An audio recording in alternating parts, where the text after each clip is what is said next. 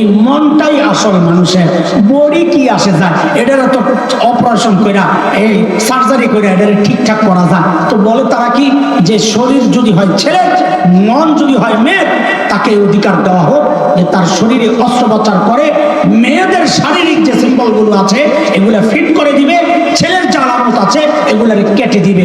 এর নাম হচ্ছে ট্রান্সজেন্ডার। শুনেন আল্লাহর কি সিদ্ধান্ত?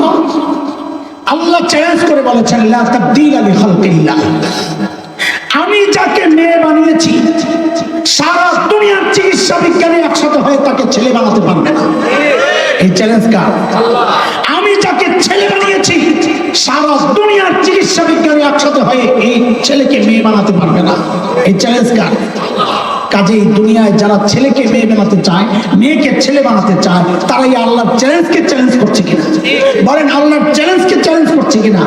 যেহেতু আল্লাহর চ্যালেঞ্জকে চ্যালেঞ্জ করছে, এই কাজগুলো যারা বিশ্বাস করবে তার ঈমান থাকবে, তাহলে সেও ইসলাম থেকে বের হয়ে গেছে। ট্রান্সজেন্ডার যারা করবে, যারা হবে ট্রান্সজেন্ডার, জেন্ডার যারা চেঞ্জ করতে চায়, শরীয়তের হুকুম হচ্ছে সে মুরতাদ হয়ে গেছে। এগুলোকে যারা স্বীকৃতি দিতে চায় তারাও মুরতাদ, যারা সাপোর্ট করে তারাও মুরতাদ, যারা বলে তাদের স্বাধীনতা তারাও মুরতাদ। আল্লাহর জমিনে দিন চলবে, বিধান চলবে কার? বাংলাদেশে এটা এমন উৎপাত শুরু হয়েছে, আজকে এপ্রিলের কয় তারিখ? 17 তারিখ। আজকেই তারা চ্যালেঞ্জ করেছে, গতকাল শাহবাগে আসিস, পারলে ঠেকা আমরা আসতেছি।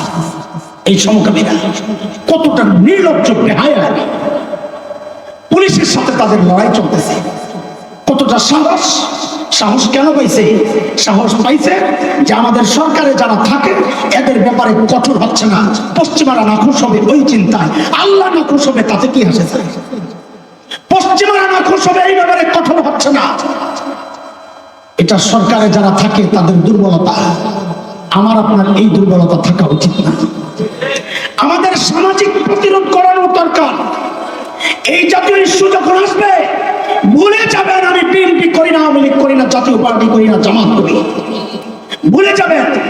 আপনি তখন ভাববেন এটা আমার ঈমানের বিষয়, এটা আমার আকীদার বিষয়, এটা আমার চিন্তার চেতনার বিষয়। এমন কোন বিষয়কে যদি স্বীকৃতি দিতে কেউ চায়, এটাকে যদি সহনীয় স্বাভাবিক করতে কেউ চায়, তাদের বিরুদ্ধে আওয়াজ উঠাইতে হবে একসাথে, বিচ্ছিন্ন বিক্ষিপ্ত নয়। আলেমরা যখন ডাক দিবে, আলেমের সাথে একজোট হয়ে হাতে হাত রেখে কাঁধে কাঁধ মিলিয়ে মুষ্টিবদ্ধ হাত উঠিয়ে একসাথে উচ্চারণ করতে হবে, এটা হাফিজের বাংলাদেশ, শামসুল হক ফরিদপুরের বাংলাদেশ, আল্লামা আহমদ শফির বাংলাদেশ, শাহজালাল ইয়ামানির বাংলাদেশ। এই জমিনে আল্লাহর জমিন, এই জমিনে নাস্তিকতার চর্চা করতে দেওয়া হবে না, দেওয়া হবে না।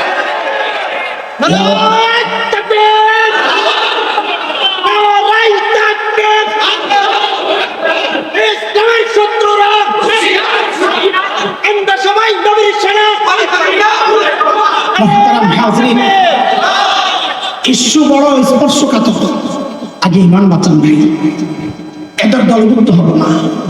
শরীয়তের প্রত্যেকটা বিধান আমি মানতে পারি না, সেটা ভিন্ন জিনিস, কিন্তু তাচ্ছিল্য আর সংশয় প্রকাশ করবো না, অস্বীকার করবো না, তাইলে ঈমান চলে যাবে।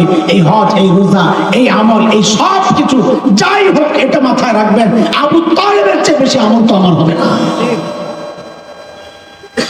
একটা সহজ ইস্যু আমি আপনাদেরকে বোঝানোর জন্য, বাংলাদেশের একটা সম্প্রদায় আছে যারা নিজেদেরকে নারীবাদী বলে।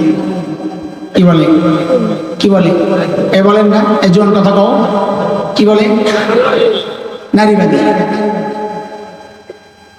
একটা কথা মনে রেখে, যুবকরা তোরা কান খুলে শোন, বাংলাদেশের নাস্তিকতার চর্চার যে ময়দান আছে না, এই ময়দানের অনেকগুলো চূড়াই পথ আছে, যে পথগুলো দিয়ে এই নাস্তিকতার চর্চায় এরা ঢুকে যায় ময়দানে। এই সবগুলো চোরাই পথের মধ্যে অন্যতম এক চোরাই পথের নাম হচ্ছে নারীবাদ। এই ইস্যুকে সামনে এনে বহু মানুষ নাস্তিক হয়ে যাচ্ছে, ইসলাম থেকে বের হয়ে যাচ্ছে। যেমন একটা উদাহরণ আপনাদেরকে শোনাই। শরীয়তের বিধান হচ্ছে লিযাকারি মিসলু হাযিল উনসায়াইন। আল্লাহ তাআলা বলেন সূরা নিসা আয়াত নাম্বার 11, 4 নম্বর পারা। আল্লাহর বিধান, আল্লাহ বলেছেন ছেলে পাবে যা বাবা মায়ের রেখে যাওয়া সম্পদ, ছেলে পাবে যা মেয়ে পাবে অর্ধেক, মেয়ে পাবে যা ছেলে পাবে ডাবল। বলেন তো ছেলে পাবে যা মেয়ে পাবে যা ছেলে পাবে, এই বিধানটা হাসান জামিলের, মামুনুল হক সাহেবের, হেফাজতে ইসলামের, জামায়াতে ইসলামের? একটু চিৎকার করে বলো না ইমানদারের সন্তানটা, বিধানটা কার? এখন কেউ যদি অস্বীকার করে যে না এটা বৈষম্য, একই বাবার ছেলে একই বাবার মেয়ে, বৈষম্য চলবে না, সমান সমান চাই, আমি জিজ্ঞেস করি তার ইমান আছে না গেছে? বলেন জোরে, আরো জোরে। কিন্তু এই সমাজের কিছু দুষ্ট লোক এই আওয়াজটা উঠাইতে চাচ্ছে সমান অধিকার। এই সমান অধিকার মানে অনেকে বুঝি না। আপনি কি মনে করেছেন সমান অধিকার মানে? কি মনে করছেন স্ত্রী যদি টয়লেটে, স্বামী যদি টয়লেটে যায় 10 মিনিট কাটায়, তো স্ত্রীকেও 10 মিনিট কাটানোর সুযোগ দেওয়া লাগবে, এইটা নিয়ে বুঝছে কথা বলে না। ওদের দাবি এটা না, ওদের টার্গেট ইসলাম। যেমন নতুন আরেক ইস্যু শুরু হয়েছে, টার্গেট ইসলাম। কি সেই ইস্যু? বিয়ের বয়স ঠিক করে দিচ্ছে। কি দিছে? কথা বলে না, কি ঠিক করছে? এর নিচে হইলে এটার নাম দিছে কি? বাল্য বিয়ে। আপনি কয়টা উদাহরণ নেবেন যে ওদের টার্গেট বিয়ে শাদী কিচ্ছু না, ওদের টার্গেট বয়স না, ওদের টার্গেট হচ্ছে শরীয়তের বিধান বিয়া।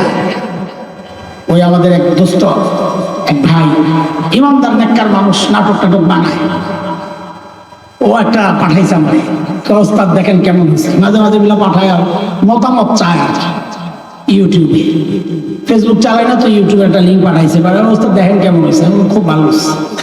কি হয়েছে? হ্যাঁ চান্দাবাজ, নিজের নাম দিয়েছে কি চান্দাবাজ। তো দেখে এক ঘরে এক ছেলে এক মেয়েরে নিয়ে ঢুকতেছে, অমুকের ছেলে ছোট্ট মাইয়ার বিয়া করে লইছে, আমি চান্দা উঠাইবার থেকে পুলিশে খবর দিচ্ছে, বাল্য বিয়ে হয়েছে।